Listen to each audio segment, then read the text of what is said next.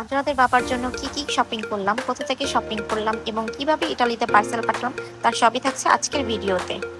Hello viewers, আসসালামু আলাইকুম। আজকে আমরা মা ছেলে খুব সকাল সকাল ঘুম থেকে উঠে গেছি, কারণ আমরা যাচ্ছি আজওয়াদের বাবার জন্য ঈদের শপিং করতে।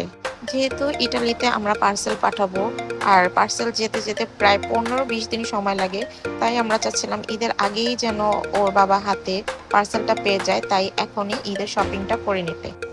আমরা চলে আসছি পুরান ঢাকা ওয়ারির বিসিসি রোডের ম্যান ইন শোরুমে। এখানে ছেলেদের প্রায় সবকিছুই পাওয়া যায়, তাই আব্বু বললো এখান থেকেই সবকিছু নিয়ে নিতে। শোরুমের ভিতরে ঢুকেই প্রথমে আমরা চলে গেছি প্যান্ট কালেকশন দেখতে, যেহেতু আমরা প্যান্ট নিব, সো প্যান্ট কিনতে চলে গেলাম। এখানে উনি অনেকগুলো প্যান্ট দেখাচ্ছিল, যেহেতু আমি আগে কখনো প্যান্ট কিনি নাই, সো প্যান্ট সম্পর্কে আমার কোনো ধারণা ছিল না। তারপরও আমি এখান থেকে 3টা প্যান্ট কিনে নিলাম, আর কিনে নিয়েছি কয়েকটা টি শার্ট। এছাড়াও ওর বাবার জন্য আরও নিয়েছি পাঞ্জাবি, জুতো আর খুচরা জিনিসপত্র। এখানে আমরা মা ছেলে একটু ভিডিও করে নিলাম নিজেদের, আর শোরুমটা ঘুরে দেখছিলাম। কেনাকাটা শেষ করে পরের দিন আমরা চলে গিয়েছি পার্সেল ডেলিভারি করতে।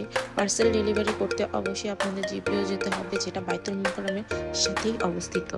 আপনারা যারা প্রথমবার পার্সেল দিবেন তারা অবশ্যই নিজের এনআইডি কপির 2 কপি ফটোকপি দিবেন, যা যা পাঠাচ্ছেন তার লিস্ট দিবেন এবং যাকে পাঠাচ্ছেন তার পূর্ণাঙ্গ ঠিকানা, তার অ্যাড্রেসটা সুন্দরভাবে লিখে দিবেন এবং কোন পোস্ট অফিসে কোন এলাকায় যাবে তার একটা ডিটেলস সুন্দর করে লিখে দিবেন।